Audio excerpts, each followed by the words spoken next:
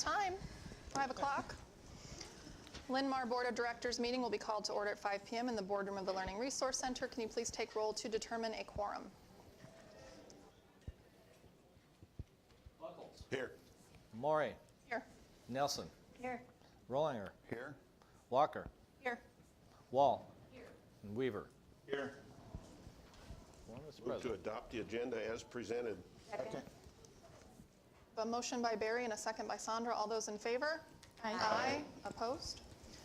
All right, we are going to kick off tonight with the recognition of our middle school and high school show choirs. So I am going to, Yay. they just ended their season with their community performances Thursday and Friday. I don't know when the middle schools are done. This week. They might be done this week. What do we do? Where do we go? Come on up and go right over here, straight across. Go right over there. Perfect.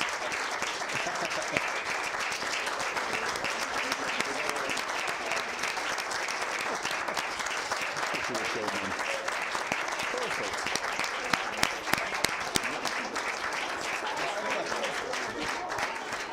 You just slide back a little bit so everybody can see you on both sides. And then Perfect.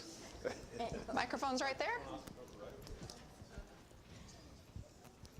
Am I okay right here? Do I need to hold? No, You are perfect right there. Okay, all right. Thank you for having, first off, thank you so much for having all of the show choir kids here. This is just Excelsior. We've got more in the bullpen back there, but we're so ecstatic to just have the opportunity to come before you all and just give these kids the recognition they deserve. We've had an all around from the high school to both middle schools, just a crazy awesome year, filled with success, filled with a lot of joy, and we just want to say thank you to you all for not only really, supporting financially, of course, but just giving these kids a place to be themselves. Of course, we've got athletes in here. We've got people involved in so many other activities. But what's so neat is to just see everyone come together and towards this one common goal. So, school board, just wanted to thank you so much because we know how lucky we are to be in this district. It's not a very it's not a very common thing to be so supported in the arts program. We know we've all been have worked at some districts that haven't been so fortunate, and we just can't tell you enough. Thank you. So Excelsior, just can't tell you guys enough how proud I am of you. We just had our last rehearsal, and I know I'm taking up more time than I should be, but and we've got others waiting. But thank you guys all for such a great last rehearsal today. We've got our last show tomorrow, and it's going to be a great cap off to the year. So, thank you.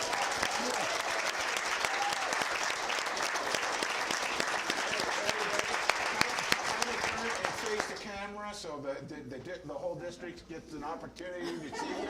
Give them some good jazz hands.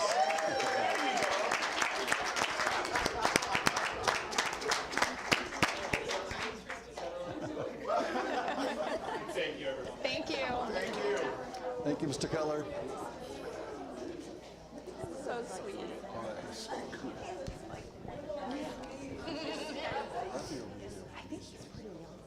You won't get my kid dancing and singing on a Very stage, cool. no.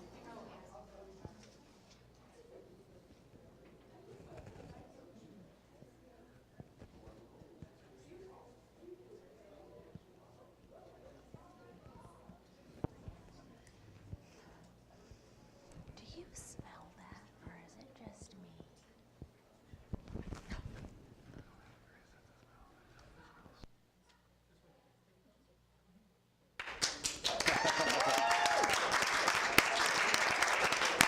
Come right on up.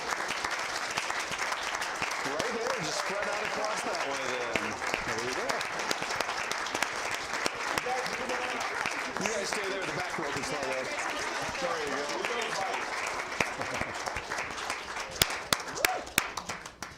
All right, hello everybody. My name is Liz Fontenot, and I have the great privilege of being the director at the district in my first year at Oak Ridge, my first year directing show choir, and it's been honestly a dream come true. We just finished our last rehearsal just about 15 minutes ago, and we spent it just talking about how great this year has been and how connected of a place show choir helps the kids become. There's people who never met each other until September who are now best friends, and that's what show choir can do for the kids. And the district of Linn-Mar is so supportive of the arts, and I can't thank you enough. I'm so grateful to be here in the district, and I thank you just for supporting this program and all the kids.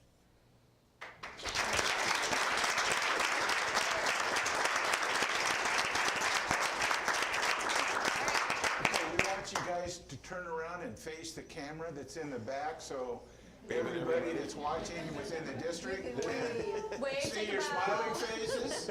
Give them some good jazz hands. Yeah, there you go.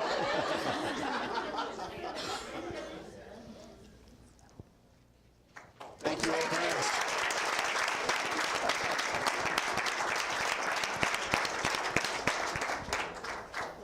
Is high school here? Is high school here? Is the high school one here? Is the high school over here?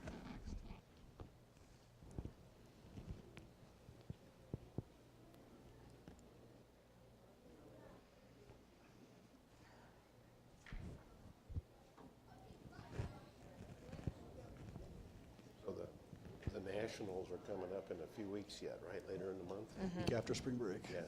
Yep. Nashville, Nashville? the Grand Ole Opry, actually. We have to be there. We have to be there. Yeah, wouldn't that be nice? I'm working on it.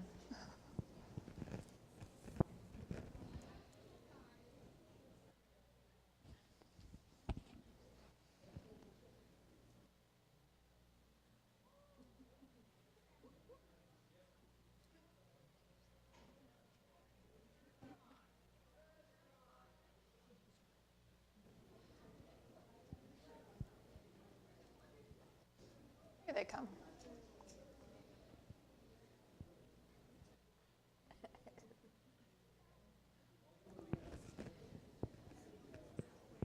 Come on in.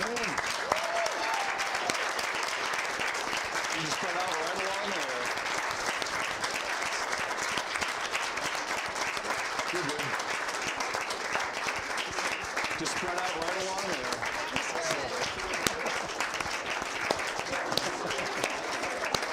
Close the back, slide up on this side. Come on in, slide up right over there. There you go. Ooh, Luther. Don't know it. We have to work on our logistics. We need X's on the floor. Let's make some lines. All right. Thank you, everybody. Good afternoon, and thank you for this opportunity to present 10th Street Edition Show Choir to the school board and to our Linn-Mar community. I'm speaking today on behalf of Kim Belt, who oversees our high school fine arts program. Our Linn-Mar High School Show Choir is made up of approximately 250 students participating in 3 ensembles. High Style, led by director Jack Jorgensen, is a treble clef voiced prep show choir. In Step, led by director Sarah Anderson, is a mixed voice prep division show choir. And 10th Street Edition, led by director Trent Buglowitz and represented before you this afternoon, is a mixed voice varsity show choir. Show choir begins every year with a choreography camp, learning camp in August, which leads to the development of a 20-minute competition show that they finally tune for the duration of the season, which typically ends in March. These show choirs are fully choreographed with technical instruction by some of the best choreographers in the country, arranged in 4 to 8 vocal parts, costumed to the theme of the production, and rehearsed from August to December before each group takes their show to competition beginning in January. Each show choir ensemble involves a group of singers and dancers, a 10 to 20 piece band, and a group of 10 to 20 crew members. Students in show choir rehearse 4 to 7 hours per week from August to March, and each ensemble participates in at least 4 competitions during the season. Show choirs are judged in competition based on performance in 3 categories: vocals, choreography, and band. The motivation in show choir is to create high-level performance art, independent of any competition outcomes. Our show has also been highly successful during competition with the high-level performance art that they have created this season.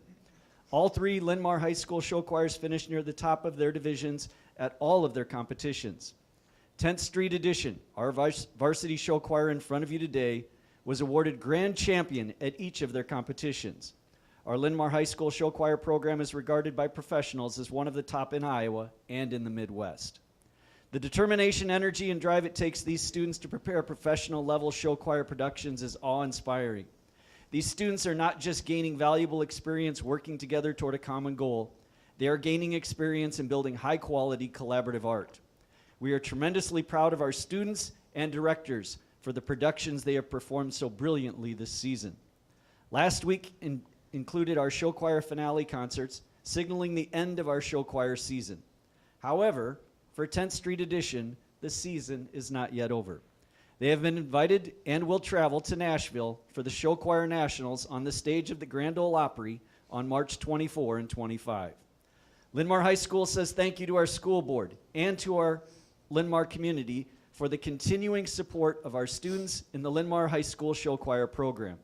It is now a pleasure to present to our school board and to our Linn-Mar High School community one of the finest show choirs in the country, our own 10th Street Edition.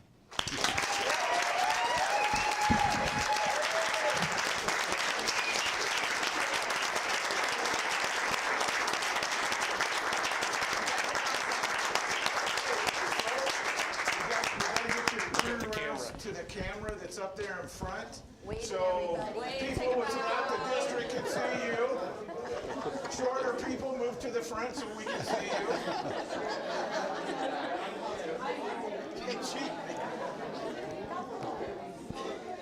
My students, they see it. Oh my God. Oh, Good luck, guys.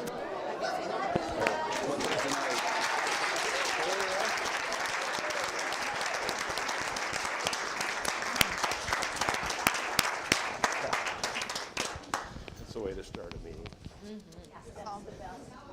If you didn't get a chance to see them, there are YouTube videos available, so just do a search for any of our choirs and you can watch their shows on YouTube. They were pretty phenomenal. do yourselves a favor. Be glad you did. You will not be disappointed. So, all right. Well, that concludes our recognitions for the evening, and we wish 10th Street the best of luck at Nationals, of course. Moving into informational reports for the evening. Up first, we have an update, continuing focus on our school counseling and assistant specialist programs. Tonight, we're hearing from our middle and intermediate level student assistant specialists and school counselors. So you guys can go ahead.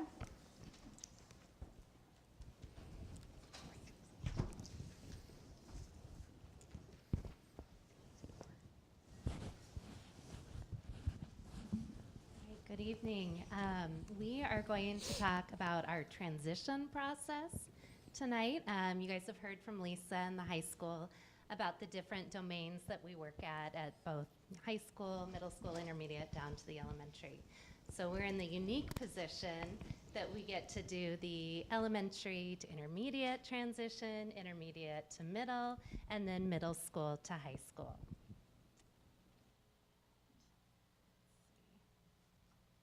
All right, I am from Boulder Peak. I'm Margaret Bonadonna. I'm one of our school counselors, and Alex Burning is our other school counselor. I am Jackie Adair. I am the school counselor from Hazel Point Intermediate. And Tara Cooling, she is our student assistance counselor who was unable to be here today.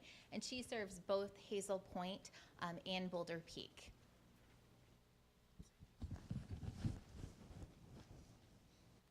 Hi, I'm Kim Woods. I'm one of the counselors at Oak Ridge.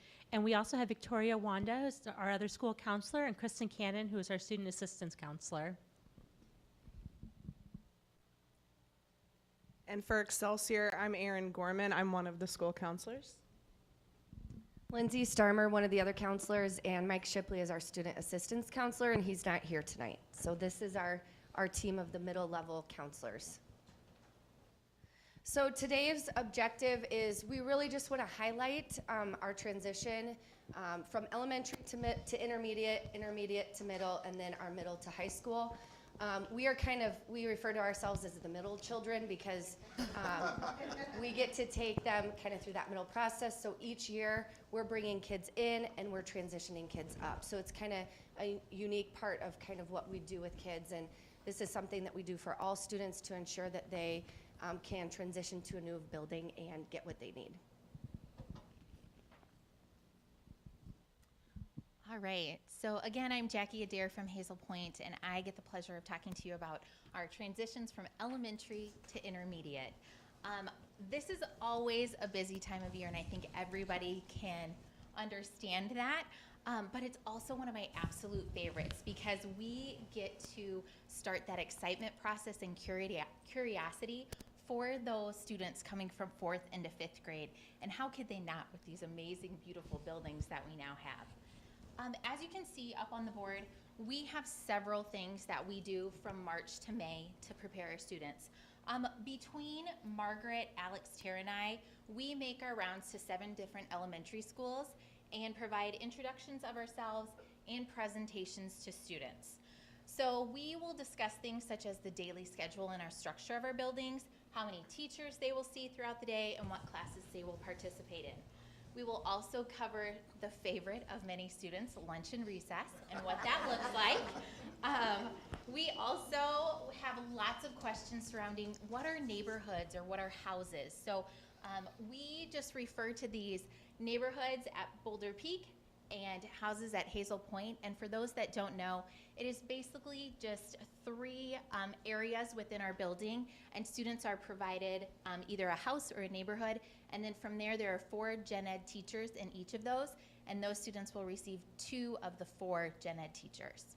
And then lastly, we present on the clubs and opportunities for our students. So as you know, we are new buildings and it's a work in progress, but trying to get students involved, staying after school, opportunities during lunch and recess. We're really trying to focus on that because we know that students who are involved are going to be more successful students. Additionally, a couple weeks later, after that presentation occurs, we do invite our students to a tour of the intermediate schools. So this is a great opportunity and 2 things happen. First, we do fine arts introductions. So our band, vocal, and orchestra programs, they're able to present. They get to listen to all the different instruments and how that's going to fit into their day. And then additionally, our students get a tour of the building, and it's a lot of fun to see their faces. It's another opportunity for them to get all of their questions answered. During the meantime, we have student-centered conversations with all of our elementary schools. So that's including the school counselors from each elementary, administrators, our student assistance counselor, as well as all of our 4th grade teachers. And then lastly, to prepare our parents, because this is a big transition for them as well after being in an elementary school for 5 to 6 years, we hold a spring parent night. And basically everything we provide to the students is what we provide to parents as well. So that takes us through the end of the school year. Come August, our final transition piece is really just having that fall open house. So this is an opportunity for our students to come in, meet their teachers, visit their houses or neighborhoods, get those final questions asked, drop off school supplies, and then kind of become the tour leader for their parents. It's always fun because this is the second opportunity that they have coming into the building. And so being able to kind of take that leadership role of being the tour guide to welcome their parents and walk them around is really fun to see them take on.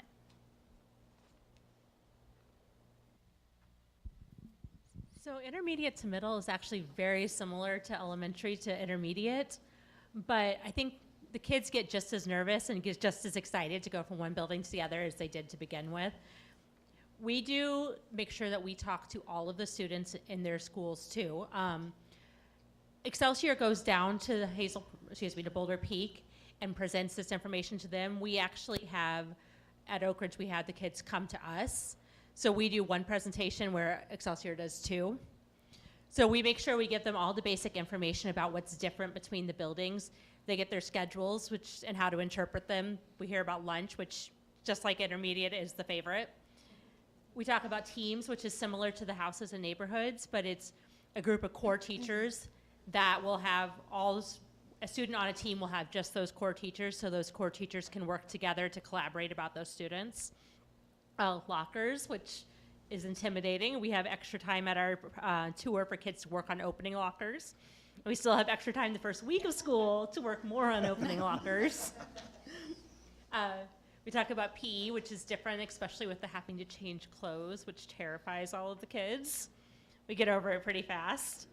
And then a lot about our athletics and clubs and fine arts, because we have some really great programs going on at both buildings, and we want kids to participate as much as possible.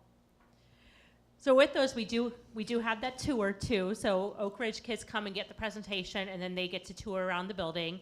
Excelsior, they do the presentation separately and then the tour. We have middle school kids get involved in that and help show our intermediate kids around, make some connections before school even starts. We also have a lot of those similar student-centered conversations. We talk between counselors, between teachers, between administrators, and we make sure that the kids have everything they need to transition appropriately between buildings and get the same supports that they've been getting the whole time. And then in fall, we do it a little different between Oak Ridge and Excelsior again too, but we have opportunities for kids to get involved and see what's going on. At Oak Ridge, we do an orientation for the middle schoolers coming in, for the 6th graders and our kids who are new to the district. Sorry, 7th graders. I'm still adjusting. 2 years in, yeah. So, and at Excelsior, they have an open house where the parents come and get to see everything and everyone gets shown around. But both events have parent involvement to make sure that they are adjusting well with the transition. Both schools make sure that students get the chance to meet their teachers before they start school. They get another tour. We have more middle schoolers helping out with those. They get their schedules. They get to walk through their schedules and see where all their classes are. They get their lockers again, all sorts of preparation there. And it helps them feel more comfortable as they walk into our building on their first day of school. I don't know who's up next. All right, next we'll talk about the middle to high school transitions. And you know, when you're the 8th grade counselor and you're talking to 8th graders about the big high school, you know, you see the like stairs and oh my gosh, what is this going to be like? And our job really throughout the year, as you notice, it says August through May, is to continue to have conversations about the high school and help them feel comfortable in that big transition. We do, at the middle school level, offer a high school prep quarter class. It's called HSP from the students. One of the things that they do throughout that quarter class is use a platform called Zello, which focuses on college and career readiness, to create a 4-year plan. And this is something that it's not a set in stone plan, but it does help kids figure out, hey, what are some interests? What does Linn-Mar High School have to offer that I'm passionate about? How many credits do I need in each grade? And it's really cool for the kids to start thinking about that and being future focused. There are also college and career readiness lessons within high school prep. Junior achievement comes in and they talk with all the students about the career options and career clusters. And then they also get those interview skills and resume building through the course. So we are so thankful for high school prep and our teachers who teach that. It is a wonderful, wonderful course. Registration for 9th grade courses happens in February, and it sneaks up on you fast when you're thinking about like August to February. Oh my gosh, we're planning for the high school already, but we go in. I know Oak Ridge and Excelsior does it a little bit different, but we meet all kids where they are. We talk to all the students about high school registration and the process for that, and then the 8th graders are able to look at the course handbook, which they've learned about in high school prep, and we're able to have those conversations about what their freshman year schedule looks like and how to set them up for success. We try to make it as individualized as possible. If kids have questions, it is a very busy week, but it always works out and it's great. 8th grade parent night also coincides with the 9th grade course registration. We've worked with the high school to kind of put that hand in hand, because with new families of high schoolers, it's nice that when their kids going through the registration process, that parents have that support from the high school to ask questions about their schedules and to go actually step foot into the high school and hear from the school counselors up there. As well as at each grade, at each transition level, we have those student-centered conversations. We work with deans, administrators, teachers at the high school, counselors from both buildings, student assistance counselors, to have those student-centered conversations to set kids up for success in the transition. Another really cool thing that happens is we have high school students who are involved in Teens Reaching Youth. It's called TRY. They come and talk in a panel discussion to our 8th graders in the spring. So they actually hear from high school students about their experiences with how getting involved is so important, and friendships and the social environment of the high school. They're hearing about things from their high school peers, and they're always very receptive. It's a cool experience. We always say that that's one of our favorite times of the year. And then last but not least, high school counselor visits. Those already happen as well around that registration time. It was great and very personalized for the kids to be able to sit down with their alphabet, their actual school counselor that they'll have, put a name with a face, talk about what the high school looks like and what they can expect moving forward. So again, that August through May is busy, but we have a lot of things in place for our 8th graders to help them with the high school. And then to just kind of finalize that in the fall when those 8th graders are actually freshmen, just a few more things that happen. They get the opportunity to visit the high school. The high school puts together ambassadors where they can have appointments, scheduled appointments, where they can walk through the building with a high school student. We tell kids to get in there and walk around. It's a big building, but the more you're in there and the more you become familiar with your pattern, the easier it becomes. And then just a reminder that that first day of school for our freshmen is freshmen only, and that is when they do their orientation for the freshmen. So that kind of wraps up what our transitions look like. And then we just wanted to end with these are questions that we get that are commonly asked of us. So we just thought we would highlight some of these. One of the things that we always have new families to the district, and it's always a question of, they're not transitioning maybe from one of those buildings to the next. So we make sure that we have information for the parents and for the students to go over what the expectations, what they can kind of count on in those buildings, so they're not left out just because they're new to the district. When do my students expect a schedule? We will always say that schedules are not finalized until the first day of school because things can change. We try to get schedules, I would say kind of that July, August timeframe. When students come for our orientations, they get a paper copy. And again, we tell them it could be subject to change, but they at least get an idea of what team they're on and the core teachers that they will have. Anything different about that? No, I would say at the intermediate levels, it's subject to change as well, but we try by mid-August to have everything finalized. I think at Hazel Point, they get a postcard. At Boulder Peak, it is on Power School. They get a notice, and then their homeroom teacher also reaches out to the family via phone call. When are the buildings open to walk through all the schools? August is that time that we will tell families, get in, walk around, come after the orientation to just keep walking through your schedule. So all buildings are open at that August timeframe. And I would say for the intermediate schools, that's true as well. But with those neighborhoods or houses, the part of the building that the kids need to know is so small. It's such a huge building. But when they come in and they look and realize, oh my gosh, I just have one class that I have to get to, and the rest, the teacher takes them from place to place. Their switch class is right next door. So that helps a lot just to get a chance to see that and realize, oh, I really don't need to know everything. Yeah. The big thing at middle school level is how do I get my child signed up for athletics, get connected with groups or clubs. Both middle schools have an athletics website that you can visit. It will show you when athletics are happening and how to register. And that, you know, the things we teach the kids is an updated physical, all those things that need to happen before they could practice or participate in any of our athletics. But those are things that we go through with the students and the parents. And how can I get my child involved in clubs at the intermediate level? This is a very popular subject.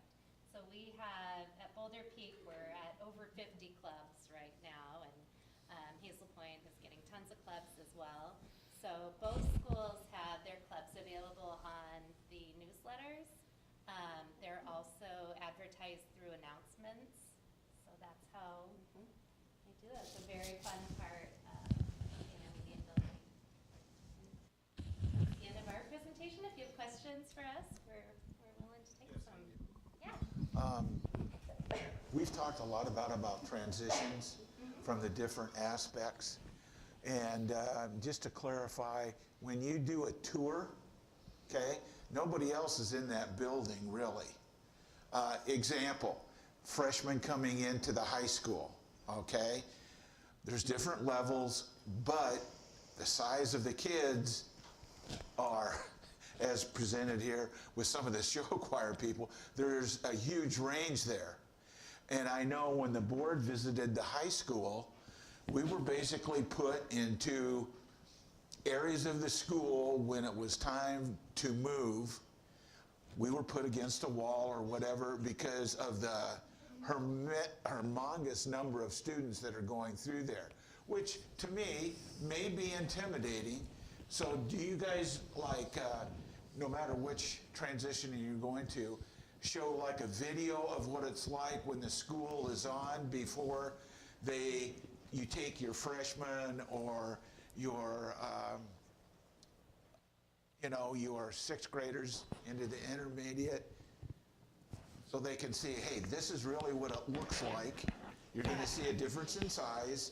You're going to see a difference in how things are, people are moving. Do you ever show that before you go into the building by themselves, just as a grade level? As a grade level. So they come to visit our school with their school, like Novak would come just with the Novak group. But our school is in session when they come to visit. So we schedule it at times that aren't as busy. So we avoid like lunch and recess time because there's lots of transitions happening. And then our kids are actually tour guides. So they're selected, they apply, they go through training to become the tour guides, and then they're paired up and have a small group that they lead on the tours. So they don't do that during like a pass-through time, if that makes sense. So when we do the elementary visits, when we go down to the elementary school, we do a presentation and show them like the map of the school and where they're going to be. In the past, there were more pictures, but we're moving more to a video format where they would see some of those examples of what passing time does look like, and hear experiences from kids, like interviews with kids on what they like most about Boulder Peak or what the club options are, things like that. Is there more to add? Well, I would say when our tri-students talk to our 8th graders, they tend to kind of talk about the realities of the hallways and how to navigate. So they hear that from the upperclassmen, and our tri-students are freshmen to seniors. So there's some people that have just transitioned or are, seniors getting ready to graduate. So those conversations are happening, and our tours, like Margaret said, are during the school day. So, at Excelsior and Oak Ridge, they might be on a tour and it's passing time, so we move off to the side and they kind of see that too. Yeah. Because my biggest concern was 8th grade to the freshman year, because you've talked about lockers.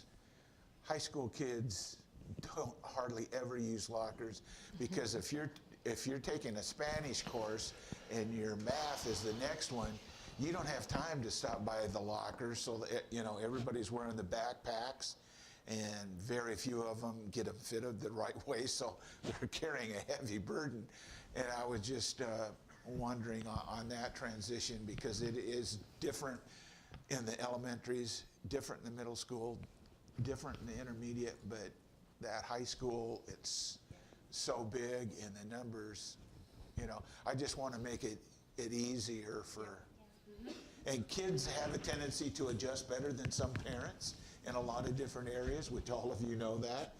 But, you know, that is a big, huge step, not only with the time that they have allotted to get from one class to the other, but there's difference huge difference in sizes of students, and I don't want that to ever be intimidating. I want transition that they are going to have fun and realize how much freedom they have and class selection opportunities they have and clubs.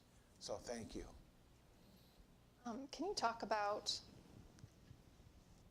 part of the preparation, especially from middle school to high school, the academic conversations, like the shift from what's expected as an 8th grade student in the classroom versus 9th grade academics? Because that's come up a couple of times in our board conversations about it's such a drastic shift, and some students, they're not prepared for it. So do you address that? What more could we do to help with that? Yeah, I think universally we try to teach students those academic skills, executive functioning skills that they need for that next step. Our teachers do a really good job of trying to prepare for, you know, what they're teaching at their content in the middle school and how that kind of vertically aligns up to what's going on at the high school. And it is one of those things, you don't know what you don't know. And so we prepare kids the best we can, have those conversations. You know, parents will reach out and ask, how do I get them to that next level? What do we do? And we just collaborate together and work together to help have those conversations. You think that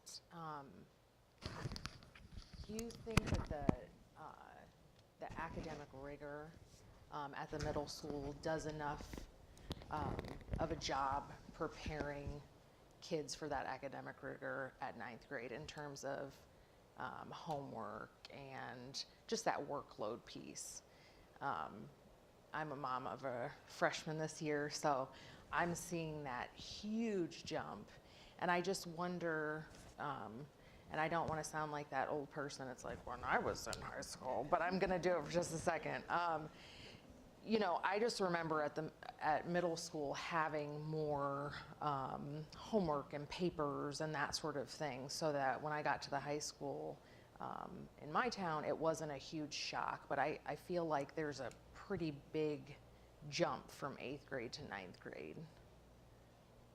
I think we certainly, you know, just with the way the schedule aligns, and when we're talking to all kids about time management, and we have those times built in the day, whether, you know, the IXL at the end of the day, I know that the high school is learning center, and some kids who have IXL and they're used to getting their work done during the school day may not have a learning center where it kind of aligns, where they're used to practicing those studying skills and time management within the school day. So they certainly, you know, with the rigor of the classes, have more to do at home. But I also think we try to be very, very proactive about having conversations and making sure during that scheduling process that we're setting kids up for success with, you know, a learning center here would really benefit you. You don't need to overbook your schedule. You know, there are some of those things that we try to have conversations with parents and kids about, so that they don't think that they need to take 2 sciences freshman year, that they can be a kid and take 1 science class and have a learning center, you know? So we certainly try to do that through being proactive with conversations. And, you know, it does look different. Like, they may have time to do it during the school day at the middle school level and not at the high school when it comes to balancing their workload academically. Age and developmental appropriateness for 8th graders versus 9th graders is a big step as well, and that transition piece, that's one part of it obviously as well. I do appreciate your focus tonight on transitions. I know 3 years ago when we opened up the 2 intermediates, we were adding an additional transition piece in there, and that was a concern. We thought they'd be smaller transition steps, which I think they have been, but still another transition. So I think your guys' focus on from that 4th grade all the way through 9th grade, that continual transition piece It's almost an ongoing process, whether it's an 8th grader, like you said, from August to May, or a 4th grader, essentially. That's kind of a continual cycle. So I appreciate all the efforts you guys do to make that as fluid a process as possible. And I'm sure it's a never-changing process for you too. So I think it's an important piece of the steps for them, each of those different steps along the way.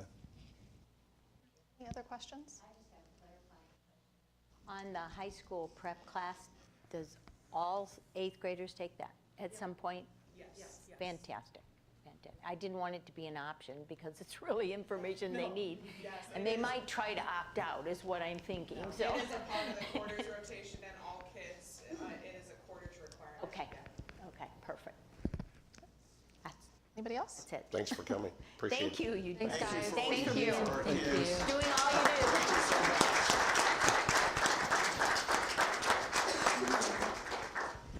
All right, next up, Matt's going to give an update on latest city council meeting.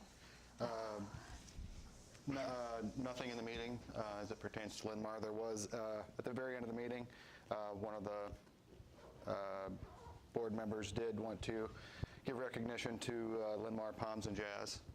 So that was it was nice to hear. Other than that, there was no other news. Finance audit. Gary or Clark want to go first? I think we still have a lot of work to do to get to the goals that we want. Hopefully the plan that we have is working out. There's a lot of people involved in that. Still waiting to see on some things on the state as to how the final bills go through to able to help us. It's going to be a unique transition phase for the next couple of years at least.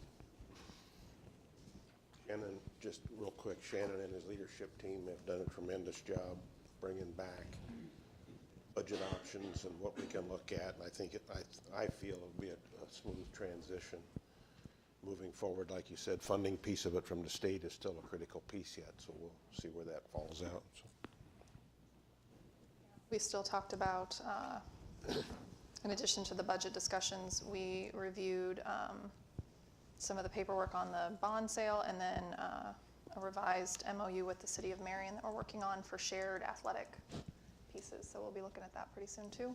But yeah, most of our meeting was on the budget and the state bills with like Pearl and things like that, so which have yet to be finalized. Any questions for us?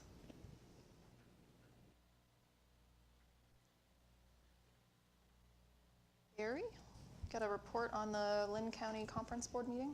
Just a real quick report. We went through the hearing process both on the county and the city of Cedar Rapids. And so you have the public hearing, of course, first. Then we ratified both of the budgets, and it just went well. There was no opposition, no challenges, and of course the county, the last I heard, the county was going to have to cut close to $5 million, 4.6, 4.8 out of their budget. So they're not really sure. A big piece of it moving forward, and everybody's getting letters in the mail about your property taxes, so they're trying to buffer that as much as they can. But it always gets challenged by the state, and the state still pushes down on what the county can or has to charge for taxes. It's a tight little window there. If they decide not to raise taxes for a year, they don't have that option because it has to stay in a margin. And if the margin is there, then the city would get, or the county especially, would get reprimanded. But so there's just this next year or two, because just always remember we're always a year behind. House values are up, home prices are up. Whether you sold your house or not, your neighborhood probably had houses sell. So we're all going to see increased taxes, but they're working on the rollback piece, and I mean it's confusing. So that's really, we talked about that in great detail. So. Next up is our legislative update on your table. This is not inclusive, but it is, we're still working on updating the tracking spreadsheet on what Friday was the first funnel deadline. So what is still alive and what died, we're working on updating the spreadsheet, but this is just a summary of where we're at. So things that are still out there, some public education transparency bills, allowing guns in parking lots, student liaisons on school boards, high school diplomas, things like that. And then things that have not passed out, requiring our administrators to teach a class didn't move out of committee. Removing margarine from school meals, chronic absenteeism, social studies courses on Hebrew and Old and New Testament Bible. Restoring collective bargaining did not make it out of committee. So it's just a summary of where we're at. We'll keep updating. And the next funnel deadline is, I believe, March 31st.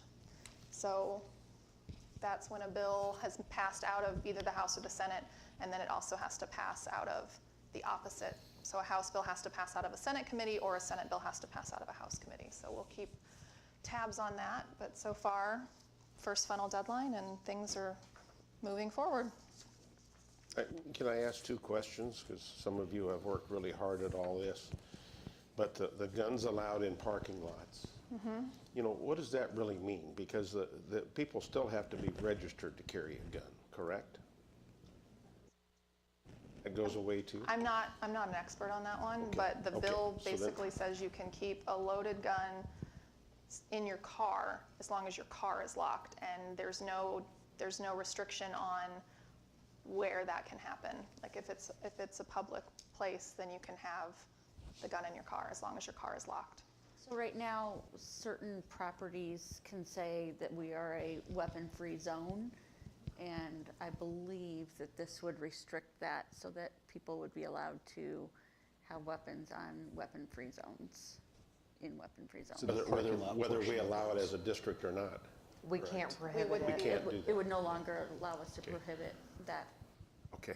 You know, what's really sad about what you were asking, Barry, is that in the Cedar Rapids, Marion area, there's been a lot of break-ins in cars, and a lot of things that they're going after are weapons. If there's a weapon, it's going, and it's a pretty high percentage of break-ins in what's being taken out of vehicles.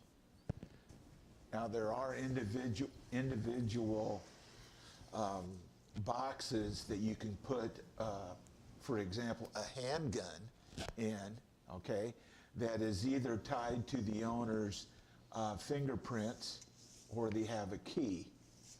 So, you know, I don't know. One more quick question. This is just trying to clear something up in my brain. Education savings account testing requirements. So we put the voucher system in place, but we don't have a checks and balance. Now, this was to remove the test requirements, and it didn't pass. So those requirements that were in the original bill are still in place. This was a second bill that would then have removed those requirements. I'm glad I asked, because that's a real critical piece moving forward, I think. This was filed shortly after the other one passed as a kind of an amendment to it, and it did not get through. Thank you. Any other questions? I think it's just worth noting the number of bills that are currently still live that are specifically not affirming of students in our district that are transgender or LGBTQ, and that would potentially cause significant harm to those students if these were to pass. And I think it's just important for us to be paying attention to those.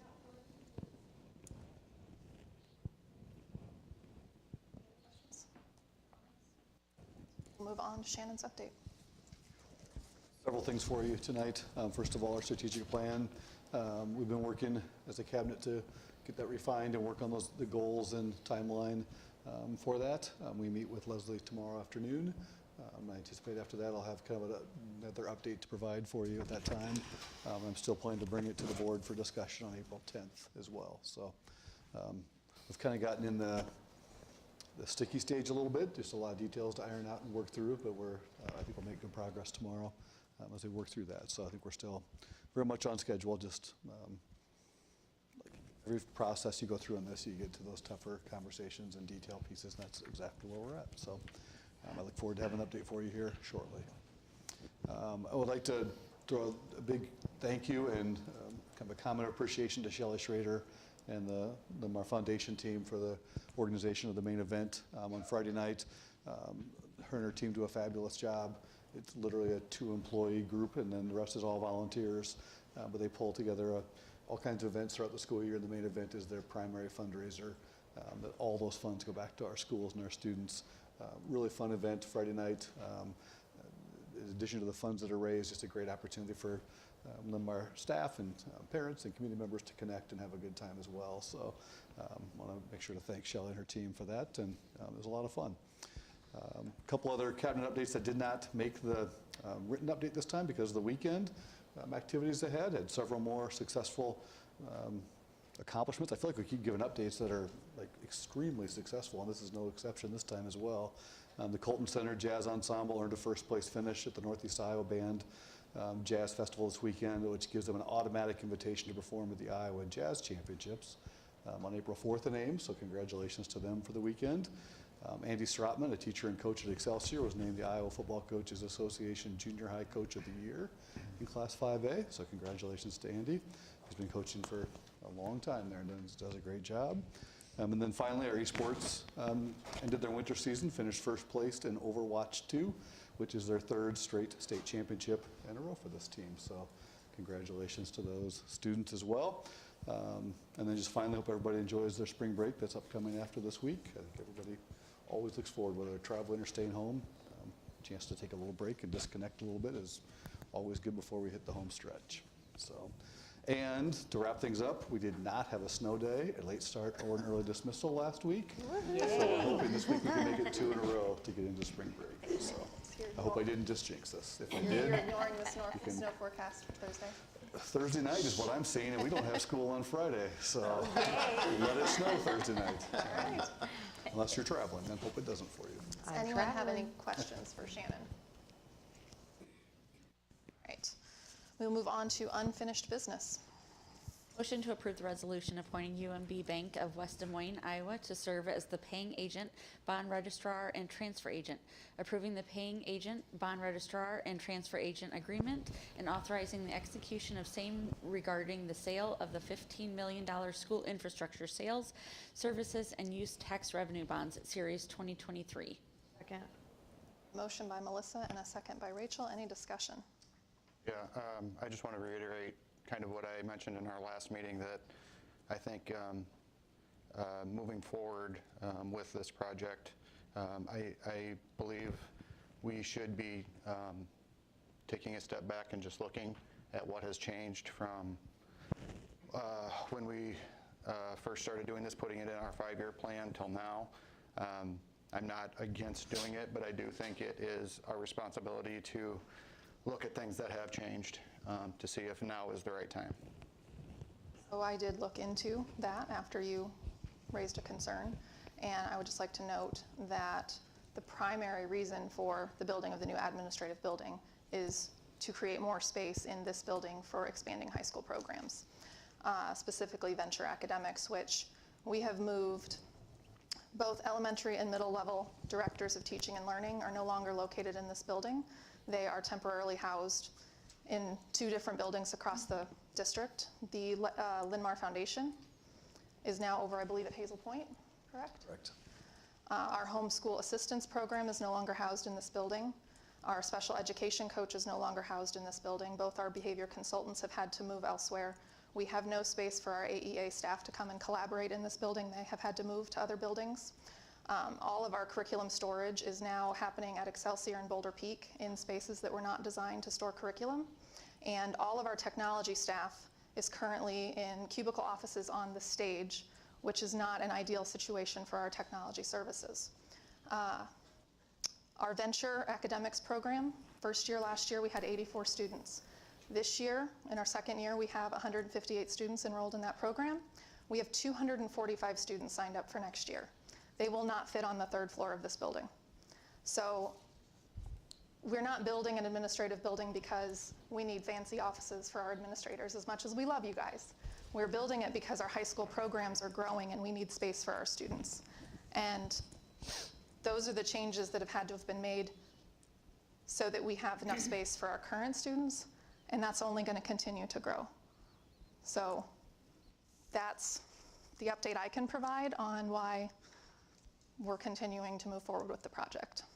But I do appreciate your concerns, and I hope that that's information enough to... That is good information. I would like to share the information that I have as well, is that currently in the last 4 years we are on a downtrend of students served by the numbers that I have of 400 students. So what that means is if our trajectory of adding 100 students per year, which is historically, before the downturn, what we were adding every year, means that at this point right now we should have 800 more students being served in the district than we are currently. And also the kindergarten and first grade enrollment is the lowest it's been in many years, is what I'm being told. So I think there is enough concern there that we can take a look, and just that 800 student number, that's 8 years of growth. So I think we have time to step back and look and not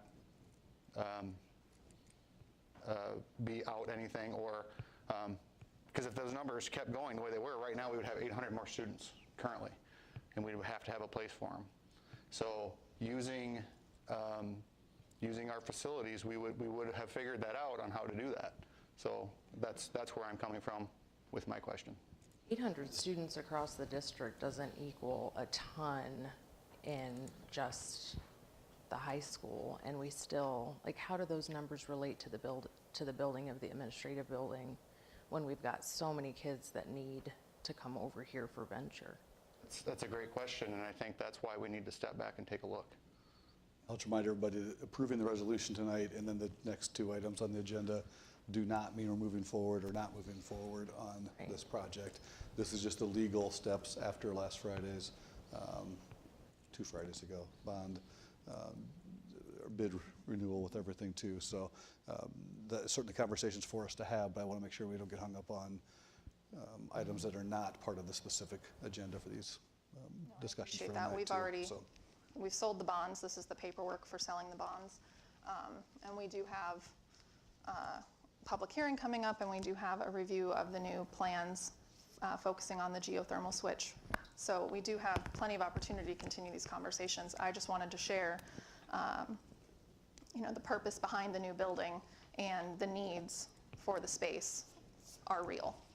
I just want to add too that part of the reason why the ad building is being done is there was a committee of parents and community people and staff. I mean, it was a huge group that came together, and this was one of the priorities that was set up.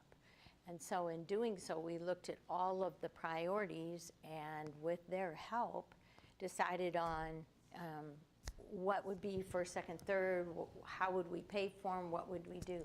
So that's one reason why it is where it is in the steps of moving forward. And I appreciate you questioning. That's not a bad thing. But I think this particular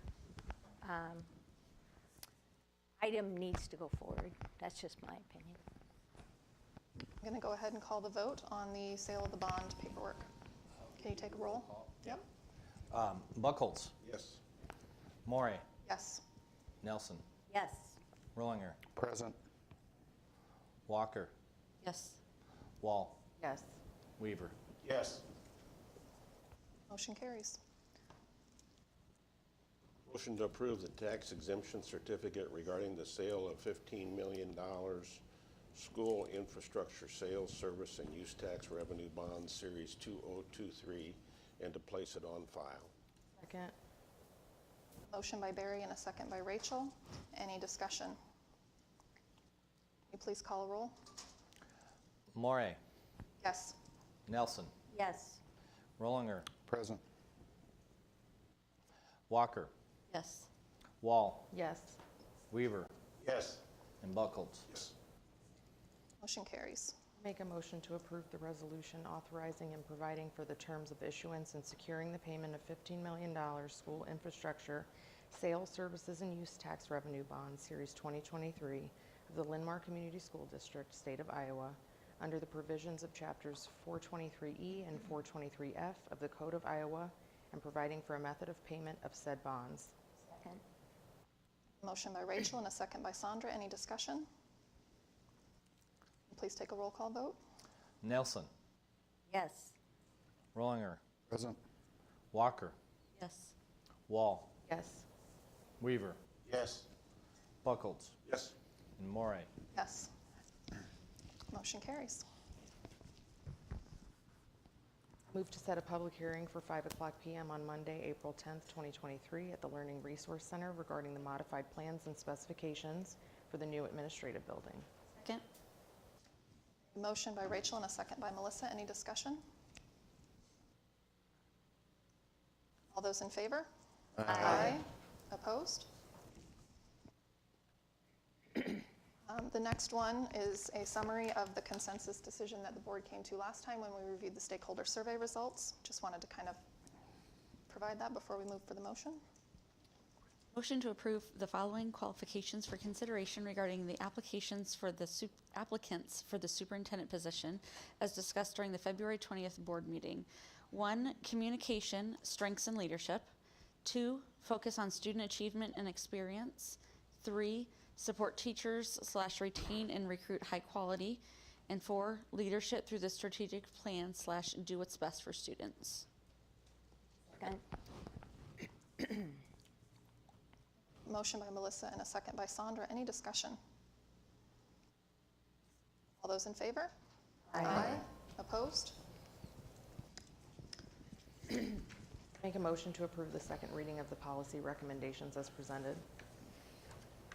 Second. The motion by Rachel and a second by Melissa. Any discussion? I voted no last time, and I am going to vote yes this time, but I did want to just ask the district that on the student substance use policy that it does say that there will be a combination of discipline as well as a referral.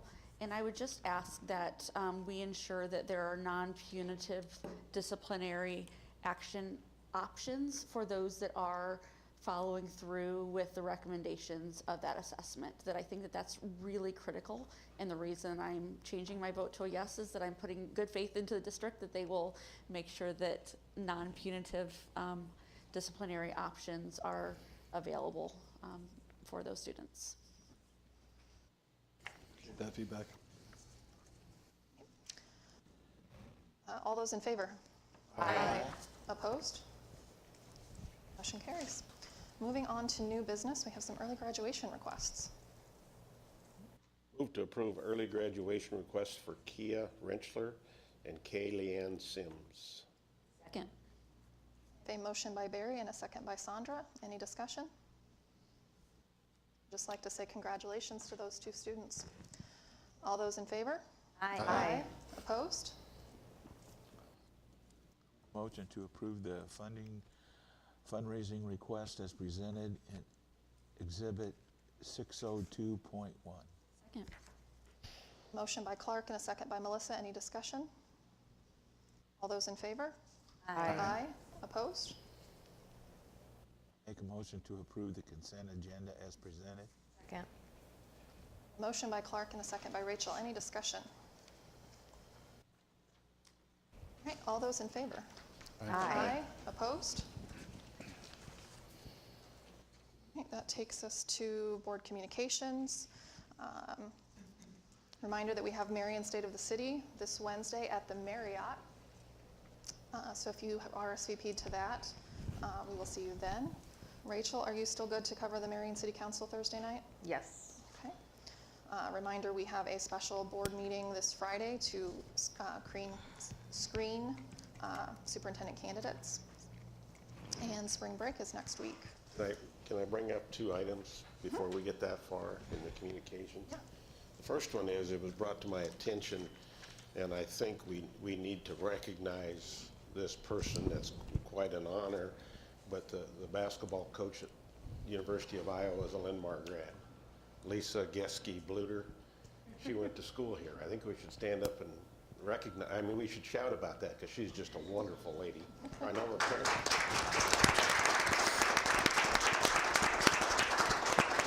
I know her parents quite well too. They still live in Marion here as well, so that's just kind of a treat.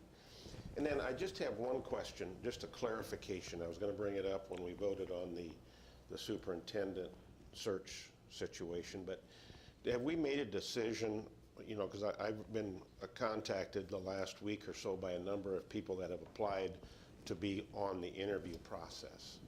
Is that process moving forward, or where are we at on that? Stakeholder teams? Yes.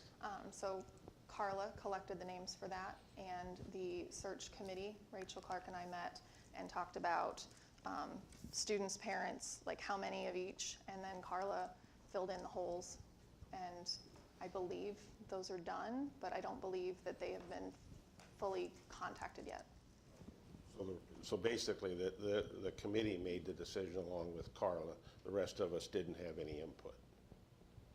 It wasn't a big list, so we basically said 4 parents on each team, 2 students on each team, staff. We just made sure that all the categories were covered, and then if there were people that fit in, Carla kind of filled in the holes. Well, like you said, it's critical, and you said that a few minutes ago, that all stakeholders are represented. You know, we don't need to have huge numbers, but as long as we have enough stakeholders in there, enough inputs. I want to say it was 12 on each or something like that. Is that about it? Just a clarifying question on that. So were they hand-selected people or just randomly chosen? How was that done? They were, people could email and volunteer. Right, but when the actual names they got on the committee, were they? They were categorized by parent, student, like identified how they related to the community, and we just went, okay, this is a parent, they go in this one, this is a community member, they go over here. Like, we just picked from the list straight down. It wasn't hand-picked. I didn't know most of the people on the list. So just whatever order they came in, basically? Something like that.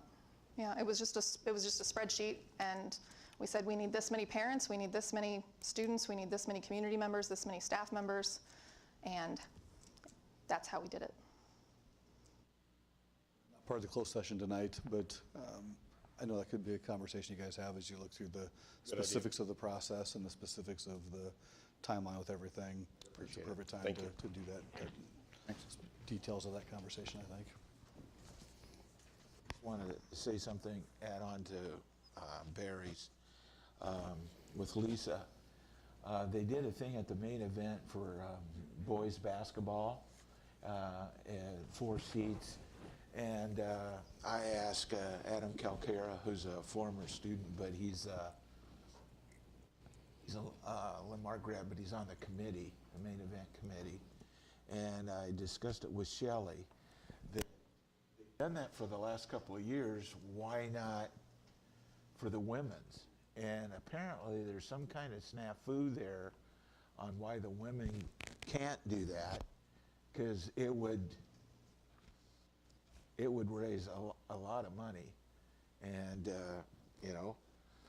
Talking about the donated tickets? Huh? The donated tickets thing that people bid on? Yeah, I think they raised maybe $1,250 for 4 tickets for a boys game, and I just, you know, equal opportunity. And since Lisa is, you know, a Linn-Mar grad, former student of mine, and I was her volleyball coach, I think we should keep trying to press whatever snafu is there, if that's going to help our district, because I think it would raise a lot of money for the district. I'm sure Shelley's on it, yeah. So I can follow up with Shelley on that piece as well. A lot of times it becomes a matter of somebody willing to donate the tickets for them to do that, but I can follow up with her on the specifics. There's some wording there that makes it hard, but hopefully we can do that. Going back to our calendar, we have a board visit at Echo Hill the week after spring break.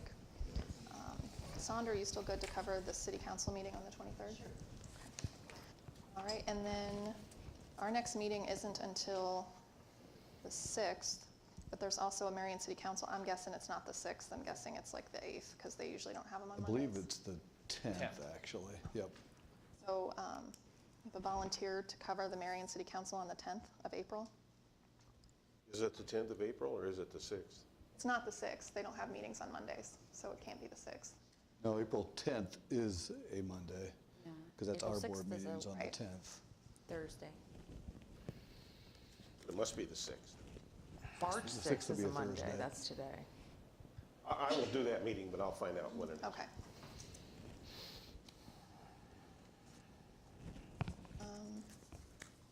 Any other communications?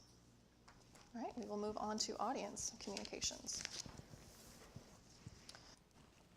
This time, I will call up those who have signed to speak to the microphone in the order of sign up. The board will receive and acknowledge comments, but will not engage in a dialogue with the speaker because of the set meeting agenda. Remarks are limited to 3 minutes per speaker and should be shared in a respectful manner. James Thacker.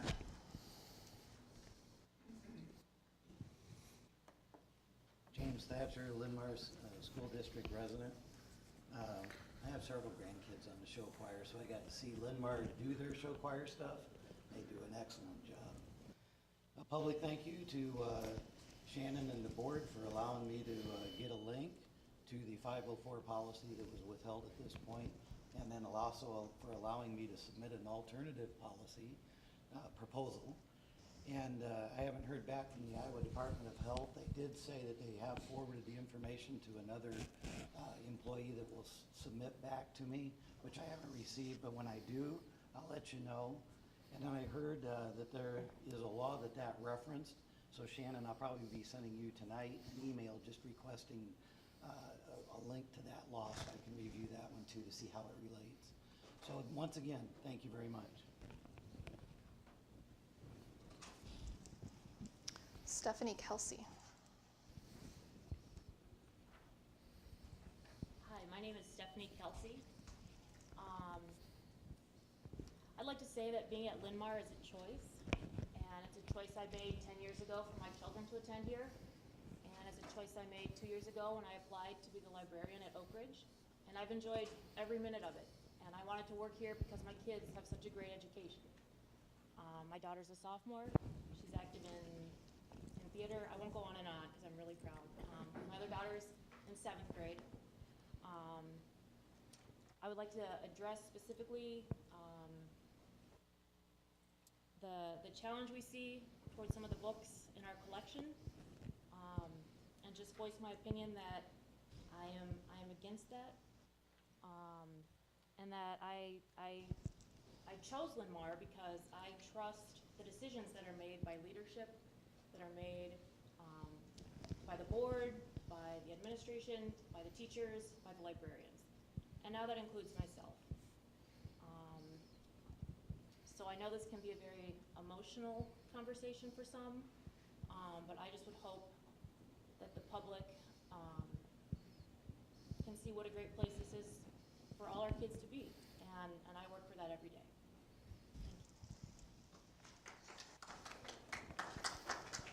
Tiffany DeBow.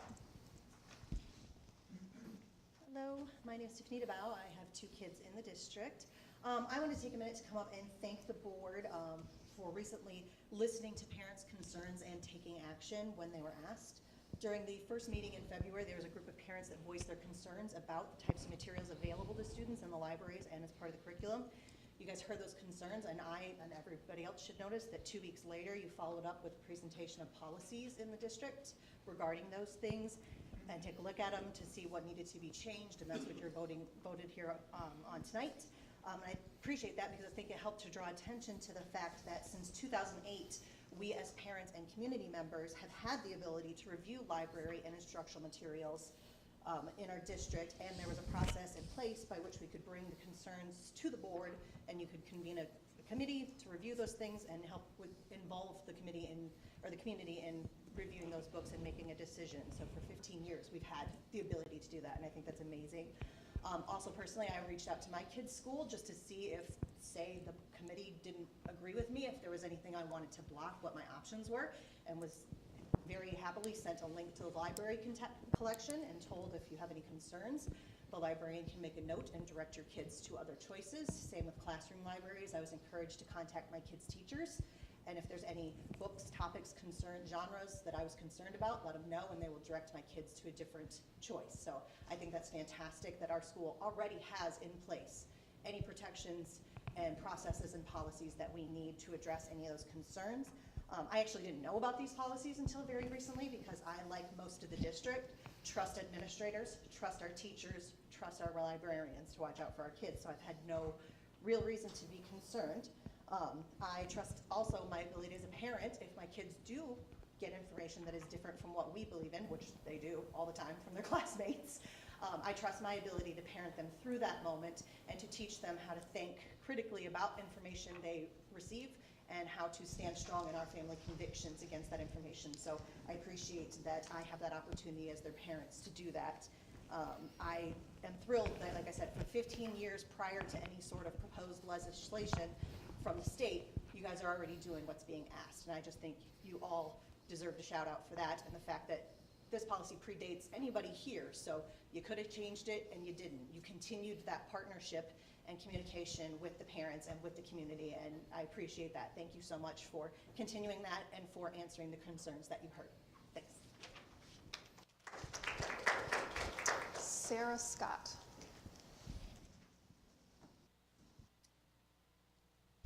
Hi, I'm Sarah Scott. I'm a Linn-Mar resident. I wear many hats, but tonight I'm here to talk to you as a parent of two Linn-Mar high schoolers. I've listened to and attended many school board meetings over the past few years, and I've heard parents come here and share their opinions on policies, teachers, religion, curriculum, and books. I've listened to parents demand to be heard. I've heard parents say that they should determine what's taught in our schools. Well, I'm here tonight as a parent who has children in Linn-Mar schools, and I'd like to be heard. I want the board to listen when I say this. Thank you. I want to thank my kids' teachers. Thank you to the teachers who show up every day and guide my students through rigorous content. Thank you to the teachers who are introducing my children to concepts and content that is preparing them to be informed, critical thinkers. Thank you to the teachers who are facilitating healthy, constructive debates in their classroom. Those educators who are teaching our kids to consider other viewpoints with curiosity and respect. Thank you to the teachers who are exploring different cultures and fostering an appreciation for the unique experiences of people around the world and in our own community. Thank you to the educators who are giving our students an accurate look at history. Thank you to our science teachers. I am so thankful for your expertise. Organic chemistry is tough, and somehow because of your talent, my daughter loves it. Thank you to the administrators. You create the environment where all of these things can happen. You see, I haven't always agreed with every statement, idea, or lesson that's been presented in our schools, but I'm grateful that my children have had the opportunity to consider those viewpoints, that they've stretched their thinking, and when they have questions, those questions have sparked meaningful discussions with us as their parents. I believe that these opportunities, because of these opportunities, my children have been able to define their own values while still benefiting from parental guidance. It is because of the experiences they have had here at Linn-Mar that I know they will be ready to go into the world with confidence and compassion. And again, I want to thank you all as a board. You've sat in here and listened to a lot of viewpoints and taken a lot of abuse. Thank you for leading the way.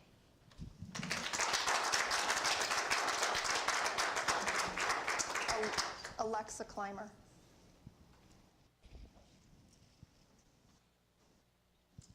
Hello. I would just like to thank you guys for everything. I'm Alexa Clymer. I'm a student at Linn-Mar High School. This banning book thing is kind of stupid in my opinion. If we're banning books with sex, slavery, LGBTQ content, or even from people of color and LGBTQ authors, why don't we ban books with war? Because those books are violent and talk about white people enslaving African Americans.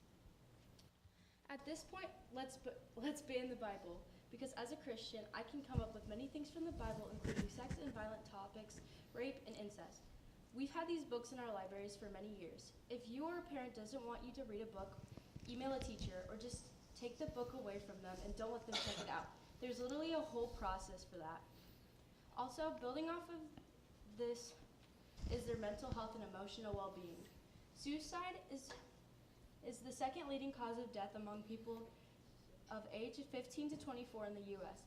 Nearly 20% of high school students report serious thoughts of suicide, and 9% have made an attempt to take their lives, according to the National Alliance in Mental Illness. What if one of your kids were suicidal or had something they wanted to talk about, but you started getting rid of their support? How would you feel if your child took their life because they didn't have any resources? So let's keep our children and students out of your political drama, and let's please support everyone because we're all human and we're all unique in our own way. Thank you.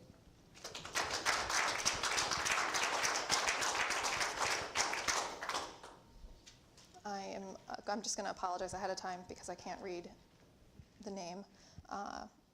Midthet Masur.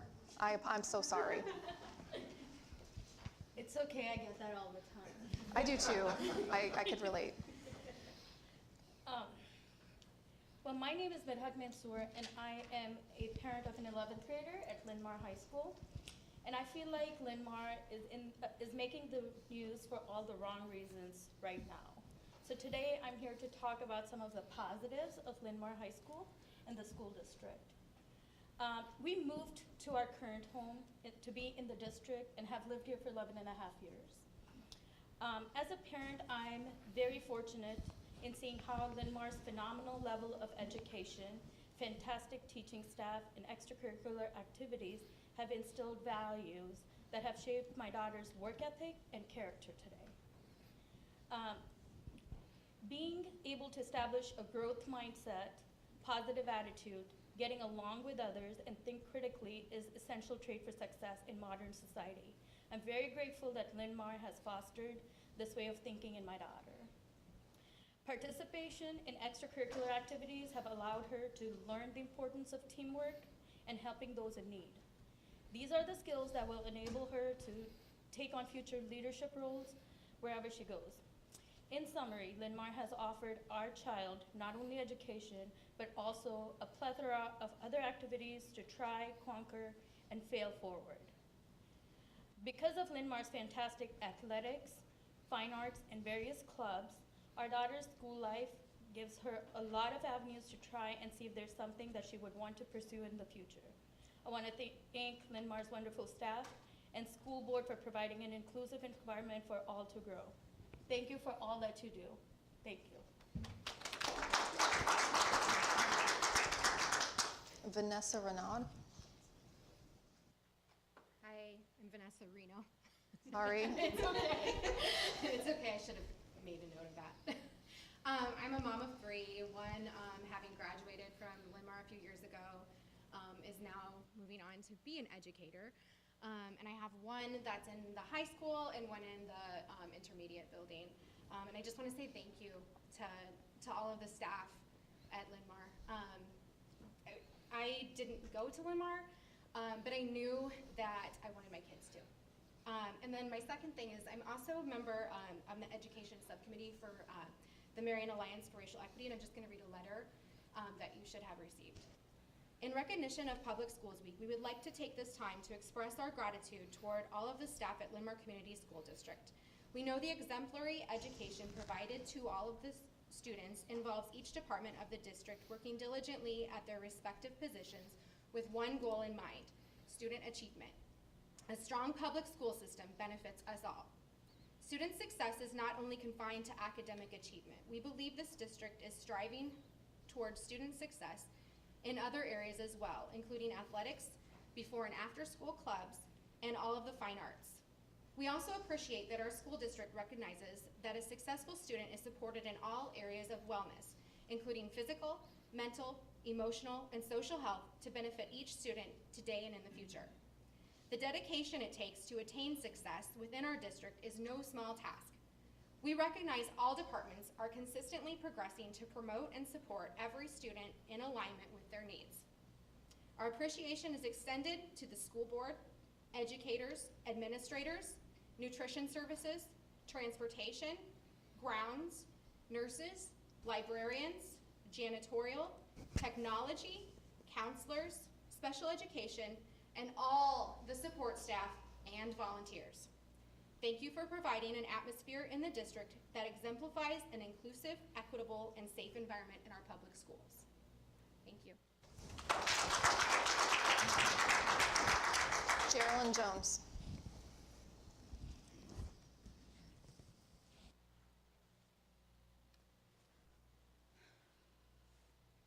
A popular argument right now towards Christians is we're not loving and accepting. The whole irony of this is acceptance, or is this love and acceptance movement is, it's only love and acceptance if I believe what you believe. Here's what the world doesn't know. I can love you while also disagreeing with the way you live your own life. And that's not hating you for who you are. It's just disagreeing with the actions that you make. It's hypocritical to say that I have to agree with how you are living your life while you disagree with how I am living mine. Okay, hold on. And if we can't love each other in our disagreements, then we're not really looking to love one another. We're looking to control one another. So when someone says, love thy neighbor, because that's a common argument now, it doesn't mean that we must agree with how someone else is living their life, even if those choices are demoralizing. It's loving to the point of being truthful with one another.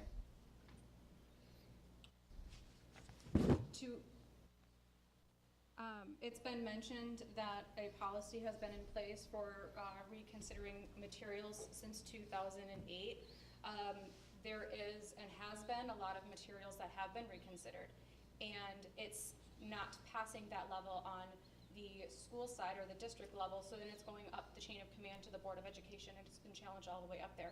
That is why it isn't currently in legislation, because there was nothing done. There was nothing defining what the obscenity was, or the different context or the different graphic images that is done. I could show everybody graphic images that were in these books. In fact, Moms for Liberty has actually put a book together that has all of them in there. I'm sure many of you have already seen the images and are okay with their children reviewing that. However, there are parents that are not okay with their kids having access to that content. So that's why there is trying to be a guideline to reference that outlines that defines what is obscene material, that defines the process for reconsidering book materials and things like that. So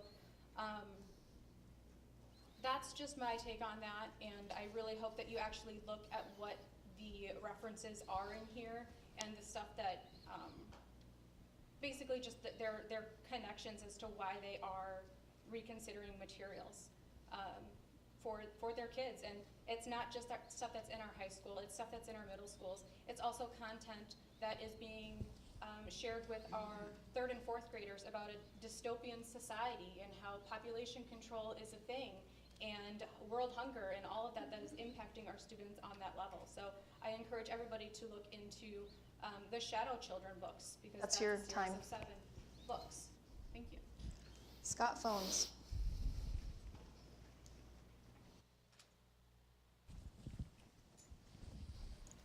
Good evening, everyone. Why won't they just leave us alone? That's a Linn-Mar student asking that question. There's a lot of conversation here about books and content and parent rights, but that's not what's going on. Let's talk about love. Why won't they just leave us alone?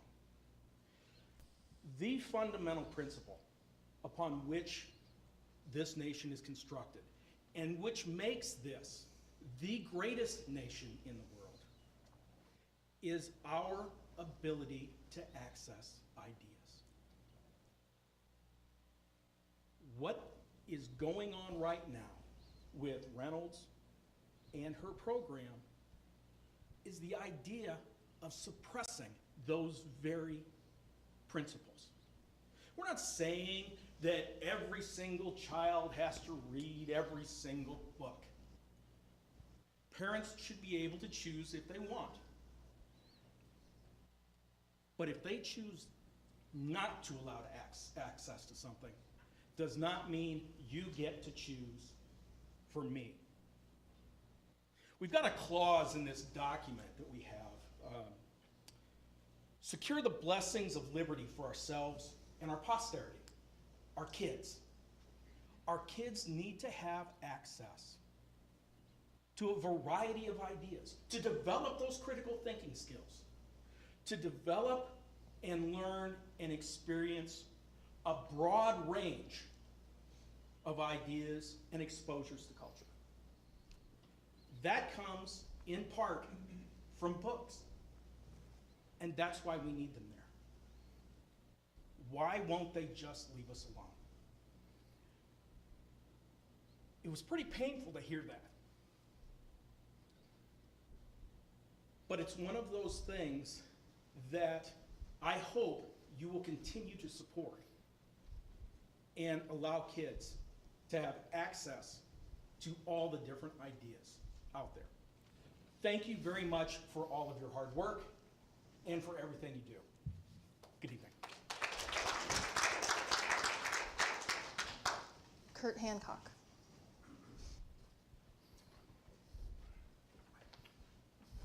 Kurt Hancock, and I'd like to talk a little bit about President's Day, which was just 2 weeks ago. And related to that, well, first of all, in an open and honest discussion, it really is irrefutable that this nation was founded upon biblical principles, biblical values. And I only have 3 minutes, so what I'd like to do is just read quotes from 6 different presidents, if I can get through it in that length of time, of what they said. And I do hope that this is taught in our schools, you know, as the full founding of our nation. I'm not saying it's not, I don't know. First of all, President Washington, of course, the first president, he stated, "While we are zealously performing the duties of good citizens and soldiers, we currently ought not to be inattentive to the higher duties of religion. To the distinguished character of patriots, it should be our highest glory to add the more distinguished character of Christian." John Adams, our second president, "The Christian religion is above all the religions that ever prevailed or existed in ancient or modern times, the religion of wisdom, virtue, equity, and humanity." John Quincy Adams, sixth president, "So great is my veneration for the Bible, and so strong my belief that when duly read and meditated upon, it is of all the books in the world that which contributes most to make men good, wise, and happy." A little more recently, President Abraham Lincoln, the 16th president, "In regard to this great book, I have to say, it is the best gift God has given to man. All the good the Savior gave to the world was communicated through this book. But for it, we could not know right from wrong. All things most desirable for men's welfare, here and hereafter, are to be found portrayed in it." Woodrow Wilson, 28th president, "America was born a Christian nation. America was born to exemplify that devotion to the elements of righteousness which they derived from the revelations of Holy Scripture." Calvin Coolidge, the 30th president, "The strength of our country is the strength of its religious convictions. The foundations of our society and our government rest so much on the teachings of the Bible that it would be difficult to support them if faith in these teachings would cease to be practically universal in our country." And then more recently, the 40th president, Ronald Reagan, "If we trust him, keep his word, and live our lives for his pleasure, he'll give us the power That's we time. need, the power to fight for good, right, finish the race." Sure, and keep the that's faith." your time. Yeah. Thank you. Thank you very much. Joe Stetler.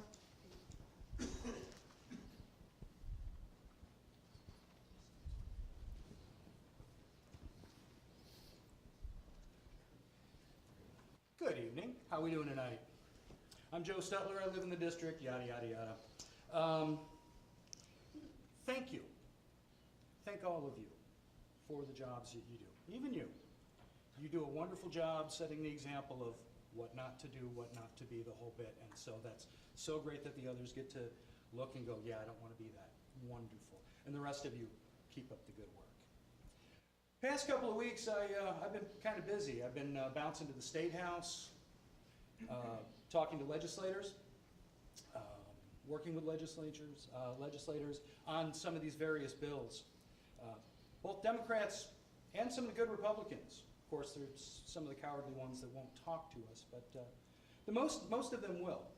I was there last week with a couple of hundred labor leaders, from mechanics to musicians, teachers to tin knockers, and so on and so forth, working on how do we address things like the child labor laws that are, you know, we want the little kids to work in the coal mines now. Literally, it will allow children to work in mines, take them out of school, cause them issues with school, the whole bit. The book banning, book burning, I think of it, because, you know, it's from ban to burn. It's just a couple of letters and just a couple of actions and maybe a match. The LGBT, all of the hate that gets spewed on that, despite the protestations of, we love them. We'd love them more if they didn't exist. One of their CPAC pals was like, we need to eradicate them, just the other day. Saturday, I was working with legislators and a bunch of Linn-Mar parents. There was a whole bunch of folks from the community, from the Linn-Mar community, that gathered together and met with a bunch of legislators to discuss these issues, because these things are important. And then yesterday, I was back in Des Moines again for the LGBTQ pushback to everything that's going on in the State House. A couple of thousand people, so much love, so many good people that just wanted to live their lives and be left alone. That's all they ask, just to be left alone. One of the signs I saw was, you know, the trans agenda is an average lifespan. That's all they're hoping for, is an average lifespan and a life like you and I have. So thank you for doing this work. Oh, and just really quickly, from the Treaty of Tripoli, from our founders, passed unanimously. The government of the United States is not, in any sense, founded on the Christian religion. Black and white, ratified unanimously. No, we're not a Christian nation. We're a nation where we are free to practice Christianity. That's time, sir. Or not, as we choose. Thank you. Anna Clymer.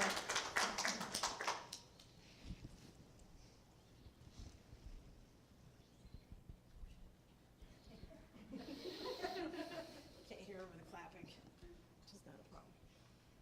Hello, I'm Anna Clymer, here as a proud Linn-Mar parent and taxpayer. Thank you for allowing continued parent voice in this school board meeting. I hope to find areas in which we can agree that kids deserve to be heard and supported. Fully funded public schools can better meet the needs of all kids in the present and prepare them for a healthy future. That diverse curriculum and books that recognize all of America's diversity and perspectives enriches minds and promotes critical thinking and compassion for everyone's identities and journeys. Our leaders locally serving on school boards, city councils, commissions, county, and even state seats should focus on problems that exist in our schools and collectively advocate for our kids and public schools. I had the same opportunity many of you could have in listening to our kids. Impacted students, there's been a lot of opportunities to hear from them, not just in social media, but also at protests, at walkouts, in the newspaper, on the news, and if they know you are an ally, from them directly.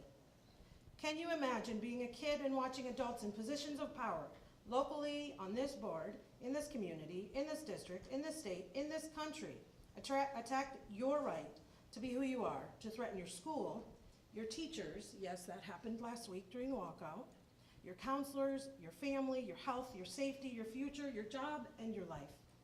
One student in a recent article stated, people are just trying to exist as who they are. Nobody's asking anybody to enthusiastically participate in anything. We're just asking for basic human decency and basic human rights. And I'll end with a quote from Little Village from a Linn-Mar student and president of the Spectrum Gay Straight Alliance. Transgender students just want to go to school and learn in a supportive environment like any other students. I hope our school board members continue to focus on facts and not political leanings that undermine our kids, staff, and public schools and local community voices. Please continue to support welcoming, inclusive, and safe practices and policies that actually do consider all in decisions you continue to make. And please keep centering minoritized voices to hear the truth, not just the soundbite from out-of-state or statewide efforts meant to undermine our public schools. Please stand with students, because at the end of the day, in listening to them, we find the answers we need to support them in thriving educationally, socially, and emotionally into the young adults we hope will make our communities, our state, and nation even better. Thank you.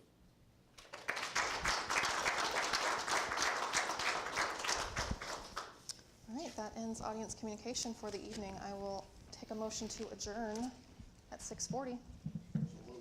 Second. A motion by Barry and a second by Sandra. All those in favor? Aye. Aye. Opposed? Take a 10-minute break, and then we'll start our work session.